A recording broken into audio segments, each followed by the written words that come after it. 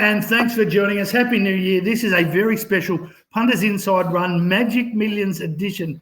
I'm joined by the great man Mick Sharkie, who's still celebrating Damon Oliver's last ride with Hutch, I believe. It's been going for a month or so now. But Shark, Happy New Year to you. Well, we saw you on the TV celebrating that. More importantly, you're up on the Gold Coast at the moment at the sales. Yes, Matty, I am. Happy New Year to you as well. Yeah, the Hutchbuster celebrations kept rolling on. Munamek, of course, in the Gold Rush, and Ollie's famous sign-off. It was a fantastic day, one of the great days at the racing. Yeah, there's been some action at the sales up here too. Yeah, and sort of as we look at some of our tips for the racing, you've had a look at the revised forecast. Not as much rain's going to hit today and tomorrow as we expected. How was it? Like earlier in the week, it was 20 mil, 30 mil, all this sort of stuff forecast, Thursday, Friday into Saturday. Now they've revised it down to sort of 1 to 3 mils. And, beautiful. As I look out the window here, it's beautiful and sunny at the moment. And it's plenty of opportunity for the track to dry. I think we'll probably be on a good track, I'd suggest. Well, I've worked on a soft 5, so let's hope that it doesn't get too hard, because otherwise all my tips will be out the window. Mind you, most people throw them out the window anyway. Let's get into it, mate. We've got 3 juvenile races worth $500,000, the 2 big ones worth $3 million, and 6 $1 million races. We'll start with the 2-year-old classic worth $3 million. Who did you end up with? Because it's a fascinating race. You could easily pick 4 or 5 and still miss. Yeah, I think there's the obvious group. Storm Boy, Spywire, Highness. You probably put Wolfgang in there, Arabian Summer. They're probably your keys. And then the rest, I think they probably need to step up to another level to challenge that group. Yeah. I know he's favourite for the race, but Storm Boy just looks the perfect 2-year-old, doesn't he? He's a big, strong colt. He's got a beautiful flowing action. He's got a great racing style, goes forward. And as we saw last time, he doesn't have to lead. He had a tough run last time early in the race and had to sit outside a leader, but then just took over and won as he liked anyway. I know he was a very short favourite that day and probably a good couple of leagues above them, but it was the way he did it suggests to me that this is the sort of horse that should handle a big occasion. It'll be a big, busy crowd there at the Gold Coast on Saturday, and you probably want a horse that's got its head screwed on and is calm and focused. And he just looks the consummate professional, I think, Storm Boy. He's a top pick from me. I reckon Highness just gets a great run in behind them. They put the winkers on. And I think that's because you watch his last win. He really takes some stoking up to go and hit top gear. He was more switched on in the recent barrier trial with the winkers on. So I think that probably had the desired effect. I think he's the danger. But I really do like Storm Boy, Matty. I think he'll just go and win this. I think Storm Boy's the horse to beat, but just not that keen about the price. So I ended up with Arabian Summer at a much better price. In form, won its last 2, beat Parkour at Ballarat, won last week at the Gold Coast, and has drawn a bit more inside than some of the favoured runners who do have some tricky draws. So I'll go with Arabian Summer, but we'll be saving on Storm Boy as my iced coffee arrives. Thank you, Karen. Let's get to the 3-year-old guineas, mate. The other 3-year-old, the other $3 million race. Where did you land here? Again, the barriers have really played havoc with this race. I was really excited for his Sydney race, but he's drawn really poorly in 17. Makes it very hard from there. I really think the Rogue form is the way to go, and both Sofrado and race, and they've both drawn well here. I know Cross first you'd expect him to improve, but Sofrado gave him a really big head start. He gave the whole field a head start, basically. Still rounded them up and won really well. I think he's back, this horse, back to his absolute best. Damien Thornton can win the Magic Millions 3-year-old guineas, and I'm with Sofrado.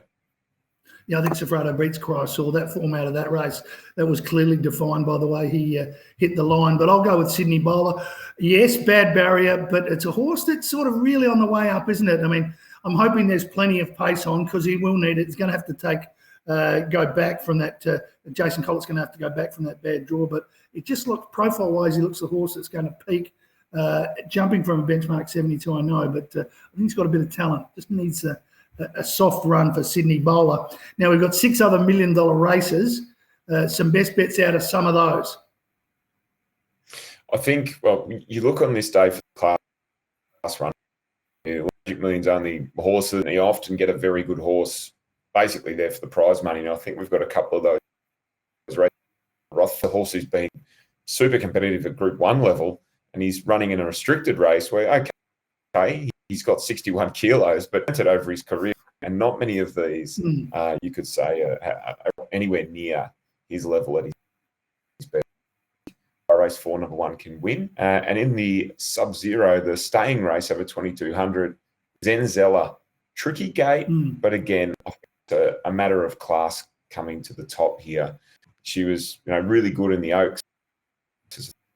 Saw her winning a listed race and looking like she's got more to come this preparation. I think she can win the staying race.